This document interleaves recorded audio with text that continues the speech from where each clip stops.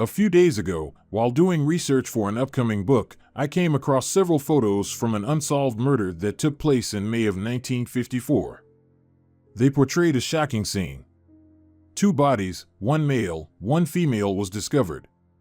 The male had a single gunshot to the head, the female, a violently mangled skull lacking any nearby blood. The only sign that there was any crime at all was the blood-soaked taxi found almost a mile from the bodies. The aspect of the crime that grabbed my attention and motivated me to take a further look was the downright lack of any motive or suspects. Included with the pictures was a story written at the time of the murders and a recent update telling of how the case was being reopened. Although it's beyond cold, the hope is that all the amazing advancements in science can finally be used to solve the case. It's more than likely the individual or individuals involved in the crime are now dead. Regardless of that probability, the loved ones left behind deserve the chance at some form of closure.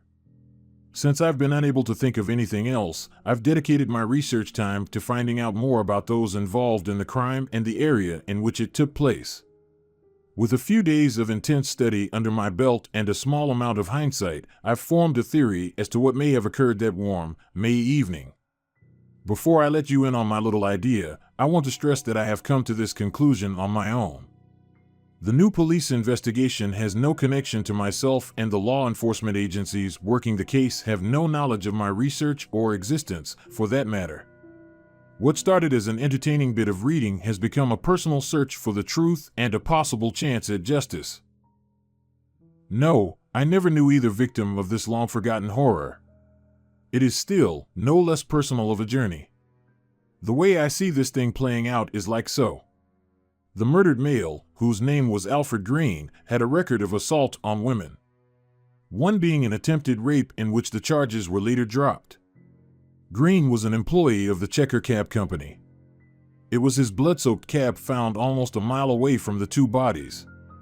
Considering Green had only the one bullet wound to the head with the average blood pool surrounding the body, I've concluded the massive amounts of gore covering the taxi's interior belonged to the female, Ann Hillman. It was said very little blood was found under her body, which only strengthens my belief. Ms. Hillman was an assistant librarian and had no criminal record or connection to the crime world. Her friend said she was the stereotypical bookworm.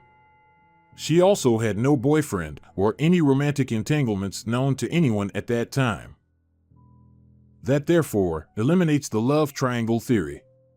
The last person to see her, Linda Banks, a teller at First National Bank, said that Ms. Hillman had mentioned catching a cab back to work. This is where my research of other crimes in the area helps out. Another woman's body had been discovered dumped on the side of a road not far from where this crime took place, a month prior. She had been sexually assaulted and beaten to death with a blunt instrument. This likely occurred at another location. With all this information compiled, I've been steered to the following assumption. I believe Mr. Green and the third unknown subject had joined together to abduct by misleading the victims, taking them to a separate location and, worst of all, raping then killing them. In this specific case, I believe that after the two men had abducted Ms. Hillman, rather than taking her to a separate location, drove to the area the cab was found in. At this location, one of the men, probably Mr. Green, assaulted Ms. Hillman. When it came to the act of killing her, it appears that Mr. Green took it too far and lost control, causing the car to be coated in blood, thus making it a very obvious crime scene that would be difficult to conceal or clean. At this point, Mr. Green's accomplice likely decided he was far too risky of a partner to have. Therefore, after assisting with the dumping of Ms. Hillman, the unknown accomplice killed his partner with a gunshot to the head. He more than likely never saw it coming. Once the liability had been eliminated, the partner removed any evidence of his existence from the cab. Now satisfied, no one alive could connect him with the crimes, the unknown third man left the scene. Because of his smart actions at the scene, he remains free all these years later. As I said, this is only a theory. I haven't any new information or facts held back from law enforcement. It's all a result of putting one and one together. This is the only logical way it makes sense to me. Green obviously didn't shoot himself, and there had to be a third person involved. I plan on turning my notes over to the police. Whether they decide to use any of my conclusions is up to them. For the sake of the loved ones left behind, I hope they do.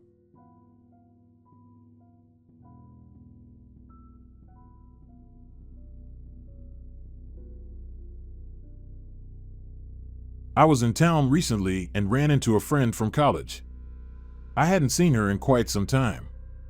She shared a story that I'm about to recount here, involving another girl from school who had recently been the victim of an, until recently, unidentified serial murderer. The tale she told the police about what she experienced that night makes any horror film pale in comparison. To protect the privacy of her family members, I'll refer to her as Fiona. Also, I won't be using the actual name of her killer. I refuse to let that filth's name escape my lips. I hope you all understand. Fiona had always been an aspiring writer, but the one big, popular hit continued to elude her, leading her to maintain a day job. She worked as a bartender at a local college-friendly bar. Therefore, when she and her boyfriend moved to Miami, she resumed bartending to make ends meet. On the night she met her tragic end, she stayed after her shift for some drinks.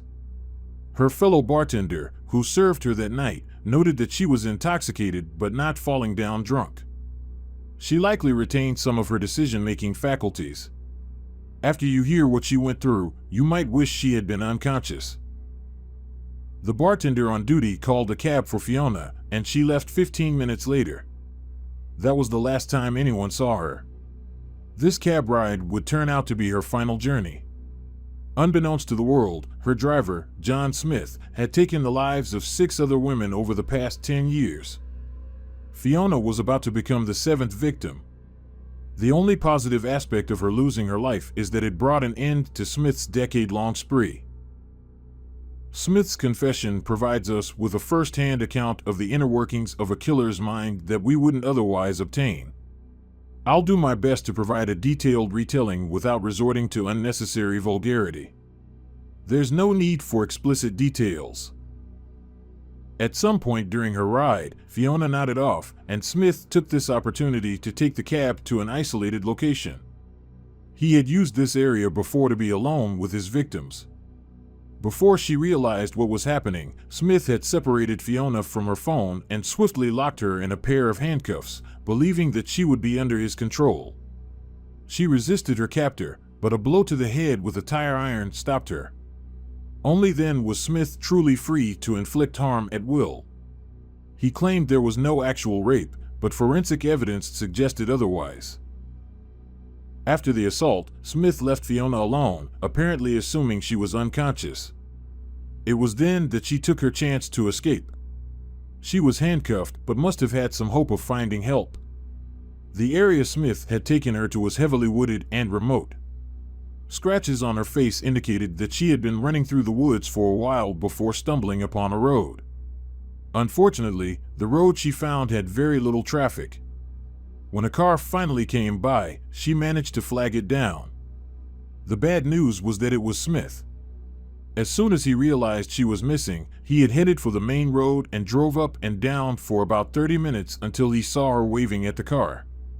When she realized the situation, it was too late. She tried to run back into the woods, but Smith caught her. He stopped playing games at that point.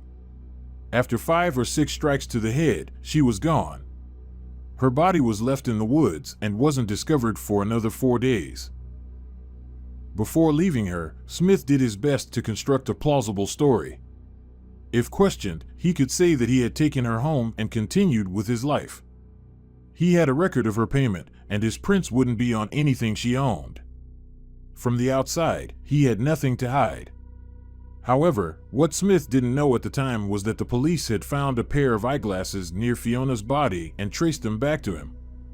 The police wanted to see if Smith would confess when caught in a compromising position, so they hid out near the spot where her body was found and waited. On the second day, they caught him searching for his glasses at the dump site. An hour later, they had his confession. In the following days, he confessed to the other 6 girls' deaths and recounted, in gruesome detail, how he committed his crimes. My friend who originally told me about the case works with the county prosecutor, and she says their intention is to seek the death penalty for Fiona's murder, if not for all the victims. She is the reason I have so much inside information about Smith's confession. Due to her position in town, she can only disclose so much about the case. However, I don't have such restrictions on myself. She wanted to ensure that our friend's fighting spirit and determination to not go down easily were known to the wider world. Instead of remembering the name and horrors that the monster committed upon those 7 innocent women, let's celebrate their lives and the way they enriched the lives of those they loved. They will all be missed.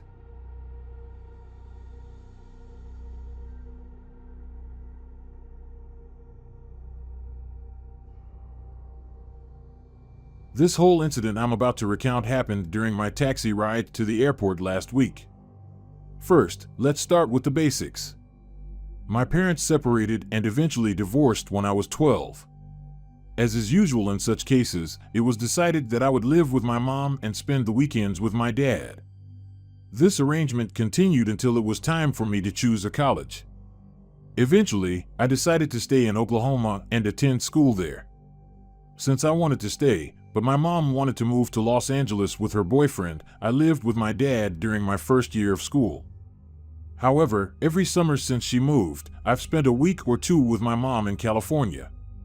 I was on my way to visit her last week when something terrible happened. My flight was scheduled for 12:15 p.m. that day. I had called a cab to pick me up at 9 a.m. that morning. Under normal conditions, the drive to the airport takes about 20 minutes. I always try to leave myself 2 hours before my flight to get everything done. So, even with traffic, I knew I'd arrive with plenty of time. The driver showed up a few minutes after 9, no big deal. At that time, I wasn't in any hurry, and he didn't seem to be either. We left my apartment at 9:10.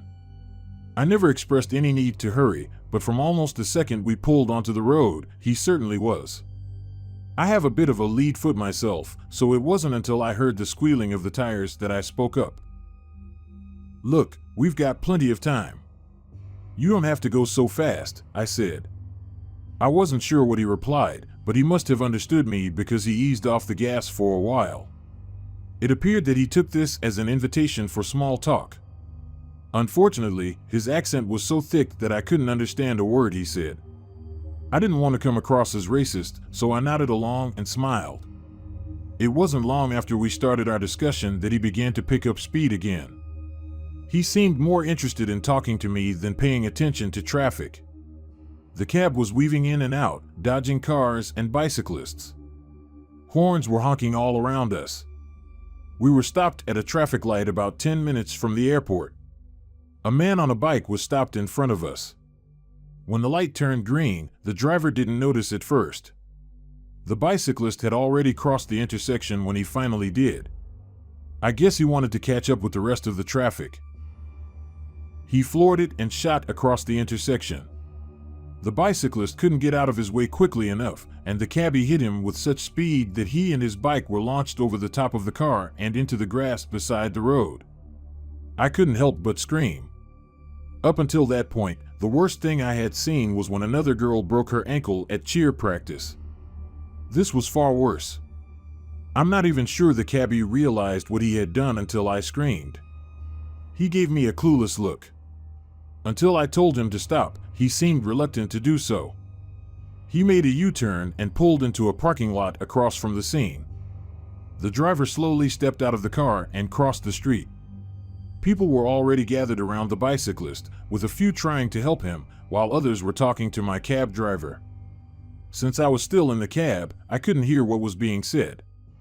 Although I felt obligated to get out of the cab and do something, I didn't until the police and ambulance arrived.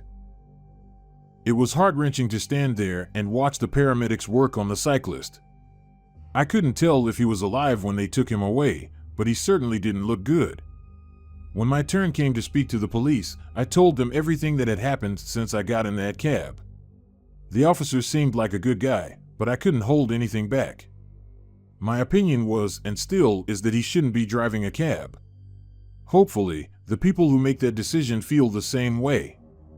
By the time the police released me, my plane had already departed.